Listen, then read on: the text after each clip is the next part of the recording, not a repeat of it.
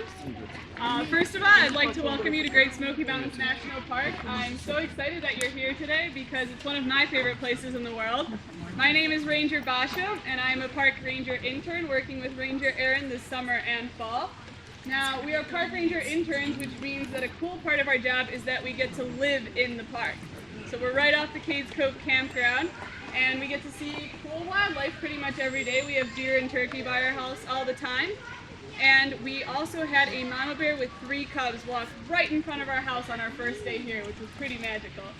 The downside of living in the park is that we have no service, we have no Wi-Fi, and we have a big old TV in our house, but no cable.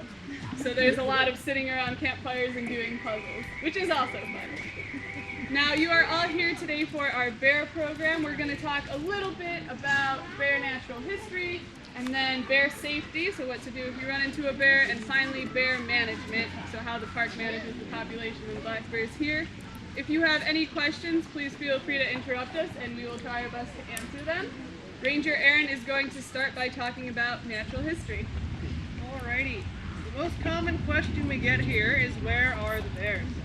Now, I'm guessing some of you have probably seen a bear, but some of you have not. The easy way to think of where am I going to see a bear is to think about their diet. So black bears don't find food like we do. We mainly use our eyes to find it. Black bears mainly use their nose to find food. So black bears can see about as well as we can, but they can't see things that are super far away well. So they use their nose instead. Dogs can smell about 7 times better than people. Bears can smell 300 times better than they can. This black bear can smell 1 M&M from half a mile away. Now, so you can see how big this nose is. It goes to about here. I'm going to let Ranger Basha walk around with it and show you that nose. Now, that nose is very helpful if you are a hungry bear. Now, the black bears just finished eating up pretty much all of our blackberries. Until about a week or 2 ago, they were hanging out in the fields all the time eating blackberries. But we're pretty much out of those right now because we have a lot of bears. We have about 2 bears per square mile here. That's 1,600 bears in the whole park. It's the densest population of black bears that is known in the world. So they can go through a lot of blackberries. So now they're moving on to cherries. The cherry trees are starting to ripen. So if you're looking for bears right now, a lot of them will be either in a tree or on their way to the tree. Now, there can be a lot of cherries in a tree and there can be just a few, but if you're going to the work to find that cherry tree, you don't want to leave it. So if you are a black bear and you find a cherry tree, you will likely be there for quite a while until it is out of cherries. You may also see some trees right now with some newly dead branches. You'll see some leaves starting to turn on them because the branch is broken. A bear was probably there and he had a good time. The tree did not. Now, once those cherries are gone, we'll be getting to about fall time. So they'll start eating a lot of hard mast crops. Those are things like acorns and hickory nuts. Now, to get ready for hibernation, they have to eat a lot of those. If a mama bear wants to have cubs, she has to have 20,000 calories a day in the fall. That's the same as 9 pounds of acorns or 7 pounds of hickory nuts. In people food, that's 37 Big Macs in every single day. We have a paper with some conversions on that. Ranger Bosch will come around with them in a second. Now, if she doesn't get that many calories, mama bear just won't have any cubs. This is actually bear mating season right now, but they won't get pregnant until they're actually about to go to den. Now, if they are going to have cubs, they will have 1 to 6, and they will be born in February or January. That's while mom is still hibernating. She will go into hibernation October, November-ish, and she will sleep in probably a tree. Our females are mainly going to find holes in trees where a limb is broken off, maybe it got struck by lightning, maybe there was a bad windstorm, but she'll find a little hollow. As long as she can fit her head in that hollow, she will make it work, because the smaller it is, the less heat she'll lose through the winter, and the safer she'll be from someone messing with her. Now, when it's time for those cubs to be born in January or February, this is how big they're going to be. This is the actual size and weight of a baby bear cub. It weighs about half a pound. Now, when they are born, they are blind, they don't have any hair, and they don't have any teeth yet. But we don't have any stuffed animals that look like that, because that wouldn't be very cute. This one got a little bit of surgery instead. Now, those cubs will just curl up with mom and sleep with her until she gets out of the den. Males might get up as early as March, but mom will usually stay in the den until April or May. Now, when they do wake up, there are not berries and there are not nuts to eat. So black bears need something else to eat.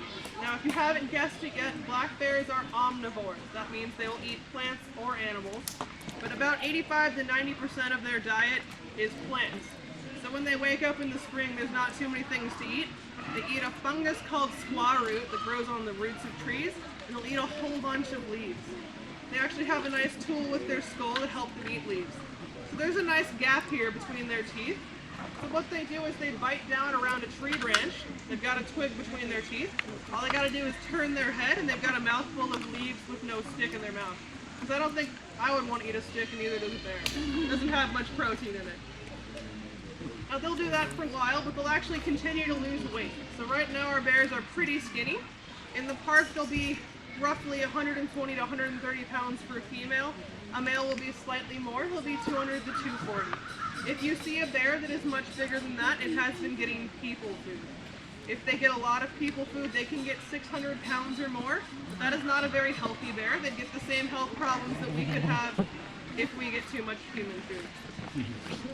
So I think that should be pretty good on natural history. But does anyone have any questions before I move on to safety? Alrighty, we will move on to bear safety. So as you are probably aware at this point, you are in bear country right now. You may see signs of bears like scratches on a tree or a pile of scat. We do recommend if you're hiking around here that you stay in a group so that your safety is priority. If there's a lot of you and you make a lot of noise, you're probably going to be fine because black bears are kind of the wimps of the bear world. They don't really want to fight you. They're pretty afraid of people. So as long as you're big and loud, you can make noise. You can scare them away. We do say you should stay 50 yards away from a bear, and we have a special rule to help you do that.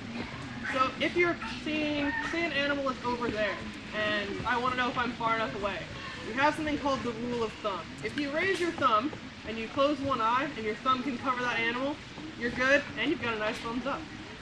And if your thumb covers it, then you're far enough away. Now, sometimes you might run around a corner on a trail or something, and there's a bear close to you, and it's already seen you, and you can't get 50 yards away. So we're going to talk about what to do there, but before we do, I'm going to need an assistant for this one. You want to help me? How many bears stand on two legs? Nope. Not today, does it? Yeah. So short. So I have just rounded a corner and I am facing this bear. What do you guys think I should do? So a lot of people say you should run, but black bears, they can't see that well if you're far away. So they will see you as prey. So if I run from this bear, it may chase me. Kind of like a dog chases a stick if you throw it. It'll chase me down thinking I'm prey. So we do not want to run. Do we have any other suggestions? Yeah? Walk back slowly. That's right. You want to back away slowly. And usually that's going to be fine. The bear will leave me alone. But occasionally it may try to follow me and go in the same direction that I am. Thank you, bear. Now, if my bear does that, I might be between it and something at once. I could be between it and its cubs, or I could be between it and some food. So if that happens, I am going to change direction. Now if this bear still follows me, which it probably will not, it's time to get big and loud. I'm going to get as big as I can. If I have friends with me, we'll link arms, and we'll say, "Go away, bear!" And we'll clap a lot and make a lot of noise. And yep. If you have to, you can throw rocks or sticks at it, because as I said, they're pretty wimpy. I'm not going to do that to our bear. I think that'd be kind of mean. But I do want to thank my bear for helping me out. Another common thing that we hear is play dead. That works better for grizzlies. Don't play dead with black bears because they do eat dead things. Okay, so moving on to bear management. Who has seen ways that the park manages bears and can share with the whole group? Any ideas? Yeah. Protecting the trash cans. Yep, so we have bear-proof dumpsters, the ones where you have to stick your hand in order to pick it up. Any other things you all have seen? How about backcountry sites? How do we store our food in backcountry sites? We have cables. So we hang the food in between trees so that the black bears can't get to it. A few other ways, we close our picnic areas at night, and we have food storage regulations So you have to store your food in the car, or if you're on a motorcycle, we have little safes where you can store your food so that the bears can't get to it. Now we have about 1,600 bears in the park, so 2 per square mile, and we don't have to manage a lot of them, which is really helpful. They manage their own population, so depending on how much food they get in the fall, that determines how many cubs they have in the spring. So we do not get involved with population management. The bears that we do have to manage are the ones that are the problem bears, the ones that have gotten into human food and have become habituated. And so the way we would manage these is usually by aversive conditioning. And the way this is done is we try to get the negative experience of what we do to outweigh the positive experience of the bear finding human food. So if a bear finds human food, a lot of times it'll think it's a delicious and nutritious source of food, and so it'll keep looking for human food. And it'll be in areas like picnic areas or campgrounds, and so we use aversive conditioning in those cases. We'll go out to the campground or picnic area where the bear's been spotted, and we will have a lot of people with us. We'll get big and loud. Sometimes we'll use false firecrackers to try to scare the bear away, and so the bears do not like large groups of people or loud noises. So usually the bears are pretty smart, they're one-time learners, and they won't come back to the campground or picnic area because they'll think this negative experience is not worth the positive experience of the food. Now sometimes we get black bears that do not learn from that experience, and so we have to go to the next step, which is called a full workup. And the way that this works is we will go to the last known site where the bear was seen, and we'll wait for it, and then we will shoot it with a tranquilizer gun, and the bear falls asleep.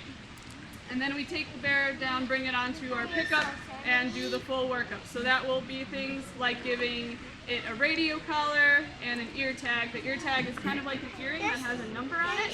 Sometimes there's streamers on it so that we can tell from further away which bear it is. And we also do things like pull some hair for DNA. We'll measure the bear, get its weight. So measurements go down the whole body. We'll measure the skull, like the height, things like that. And then our final step is to give it a lip tattoo. So that is in case it gets rid of the radio collar or the earring. Those things can snag on something and get pulled off, or they might weather away. But the lip tattoo is not going anywhere. So we have the actual tool here that we use for the lip tattoo. It's also usually a number. Ranger Aaron's going to bring all those around. If anybody is interested in a lip tattoo afterwards, that's what we use, so come see me. Basically, we pull the lip of the bear back and give it a tattoo so that in case it gets rid of the other markings, we can still identify it in the future. And then we would also pull one non-functional tooth, so one of the teeth that they don't need, and send it off to the University of Tennessee. Now they're able to count rings on the teeth, kind of like when you cut down a tree and count rings to tell how old the tree is. They do the same with the tooth, and they'll tell us how old the bear was. Then after we've done the full workup, we'll put the bear back where we found it. We'll give it the antidote so that it wakes up. And that bear is going to wake up thinking what? Thinking it fell asleep, but what happened when it fell asleep? It's going to be in some pain, and it's going to be thinking, what kind of party have I been to? I have gotten a tattoo, I've gotten a piercing, I got a tooth knocked out, I've got a huge headache. Do you think that bear's going to come back to that party? No, that bear's like, I'm never coming back here again. So for the bears that did not learn from aversive conditioning, that is usually a negative enough experience that they do not come back to the human food party. Now, like I said, we have a population of about 1,600 black bears, and about 0 to 4 of them per year do not learn from all of those experiences. We have a few other things that we might use for them. One is relocation, which was used more in the past. Now we'll use it every once in a while. But the problem with relocation is that bears have a really good homing instinct, so they know where their home territory is, and even if they're taken miles away, they can come back to that home territory.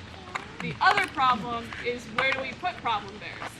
So imagine this conversation. We've got a problem bear that's been going into the picnic areas.